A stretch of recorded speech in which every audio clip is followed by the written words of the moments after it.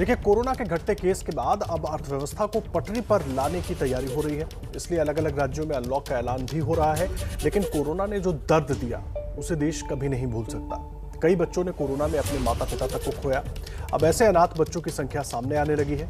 केंद्र सरकार और ज्यादातर राज्य सरकारों ने अनाथ बच्चों के लिए कई तरह की योजनाओं का ऐलान भी कर दिया है। लेकिन राहत के इंतजार में ऐसे बच्चों का एक एक पल अनिश्चितता और कई तरह के खतरों के बीच गुजर रहा है। हमारे पापा कमाने वाले थे तो वो तो कोरोना में शांत हो चुके हैं। अब हमारा खर्चा उठाने वाला कोई भी नहीं है तो हमें सरकार से। कोरोना ने सबसे ज्यादा अगर किसी के साथ अत्याचार किया है तो वो हैं ये बच्चे, जिनके सर से अपनों का साया उठ गया है। इनका दर्द देखिए। मेरे पापा एक शिक्षक थे और हमारा घर का खर्चा सारा हमारे पापा से चलता था और हमारी पढ़ाई का खर्चा भी हमारे पापा उठाते थे। अब हमारा खर्चा उठाने वाला कोई भी नहीं है तो हमें सरकार से कुछ सहायता चाहिए। हमारे घर पर बहुत दिक्कत आ रही है और हमारा घर भी टूट चुका है।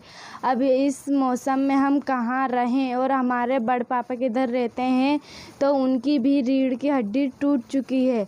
अब वो भी कमाने नहीं जाते और हमारे घर में कमाने वाला कोई नहीं है। हमारे पापा कमाने वाले थे तो वो तो कोरोना में शांत हो चुके हैं।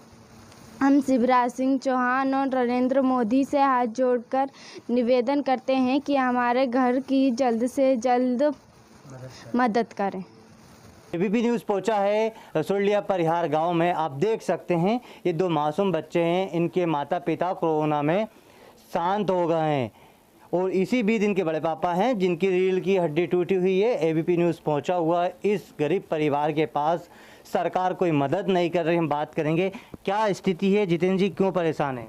भाई साहब, मेरे छोटे भाई की कोरोना में मौत हो चुकी है और हमारी बहू भी मर चुकी है कोरोना में। और शासन बोल रही है कि हर चक्कर गरीबों की मदद करेंगे, लेकिन हमारी कोई मदद नहीं हो रही है। जिनके दम पर इन बच्चों का वजूद था वो आधार खिसक गया है। जरूरत यह है कि ऐसे बच्चों की जल्द से जल्द पहचान की जाए और जो भी राहत सरकारों ने तय की है वो इन्हें जल्दी मिल जाए। बच्चों के अधिकार और सुरक्षा के लिए काम करने वाली संस्था एनसीपीसीआर की चेयरमैन प्रियांक कानूनगो ने सरकार से अनाथ हुए बच्चों की रिपोर्ट मांगी है। ऑनरेबल सुप्रीम कोर्ट के निर्देश पर एनसीपीसीआर के बाल स्वराज पोर्टल पर देश भर के उन सभी बच्चों की जानकारी दर्ज की जा रही है जिन्होंने 1 अप्रैल 2020 से लेकर के 5 जून तक का डेटा अभी हम लोगों के पास दर्ज किया गया है, जो हमने ऑनरेबल सुप्रीम कोर्ट को दिया है। अपने माता पिता को खो दिया है अथवा माता पिता में से किसी एक को खो दिया है। अमूमन वे बच्चे जिन्होंने कमाने वाले सदस्य को खोया और वो किशोर न्याय अधिनियम की children in need of care and protection की दायरे में, उसकी डेफिनेशन के अंदर आ गए हैं। तो उन बच्चों की जानकारियाँ बाल स्वराज पोर्टल के माध्यम से दर्ज करके हम उनको ट्रैक करने का काम कर रहे हैं। कोरोना काल में अनाथ हुए बच्चों को लेकर आशंका जताई जा रही है कि इन बच्चों की तस्करी की संभावना है। दिल्ली से सटे गाजियाबाद में बच्चों की तस्करी करने वाला एक गैंग कुछ दिन पहले पकड़ा गया था, जिसके तार गाजियाबाद से लेकर दिल्ली और लखनऊ से जुड़े थे। बच्चों के लिए काम करने वाली संस्था भी ऐसी ही संभावना जता रही है। वहीं पुलिस का दावा है कि लोकल स्तर तक पुलिस ने मॉनिटरिंग शुरू कर दी है। ऐसे कई सारे मामले हमारे संज्ञान में आ रहे हैं। सोशल मीडिया पे भी इस तरह का चल रहा है कि बहुत सारे बच्चों को अनधिकृत रूप से कुछ लोगों ने रख लिया है या कुछ लोगों ने दूसरे ऐसे माता पिता या ऐसे लोगों को दे दिया जिनके बच्चे नहीं थे। तो इस बात की पूरी संभावना है कि बच्चे जो है काफ़ी मात्रा में ऐसे भी हो सकता है कि जो ह्यूमन ट्रैफिकिंग के शिकार हो गए हों। तो इस मामले में एक गहन जांच की आवश्यकता है। जैसे कोविड काल में देखा गया है कि काफ़ी डेथ्स हुई हैं, उसके कारण काफ़ी बच्चे अनाथ हुए हैं।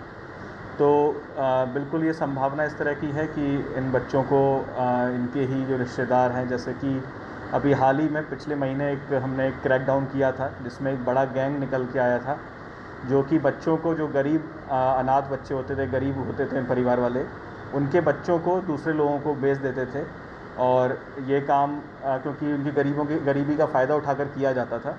तो बिल्कुल इस तरह की संभावना है, तो इसके लिए हम पहले से ही अलर्ट हैं। इसके लिए हमारी कई टीमें काम कर रही हैं। अनाथ हुए बच्चों की जिम्मेदारी भले ही सरकार की है, लेकिन देश के आम से लेकर हर खास नागरिक को इस काम में आगे आकर हिस्सा लेना चाहिए।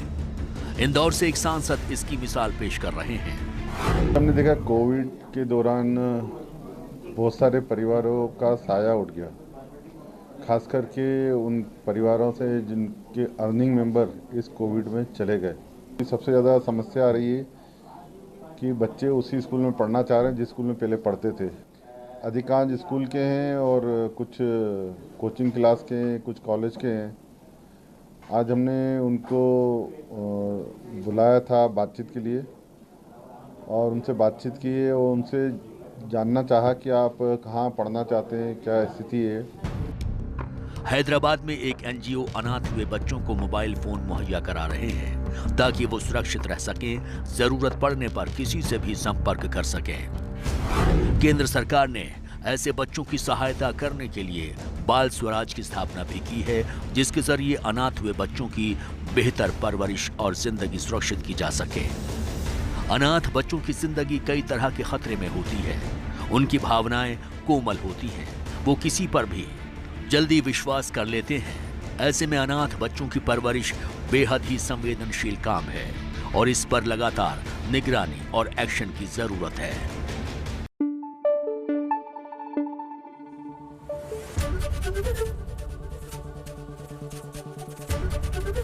एबीपी न्यूज आपको रखे आगे।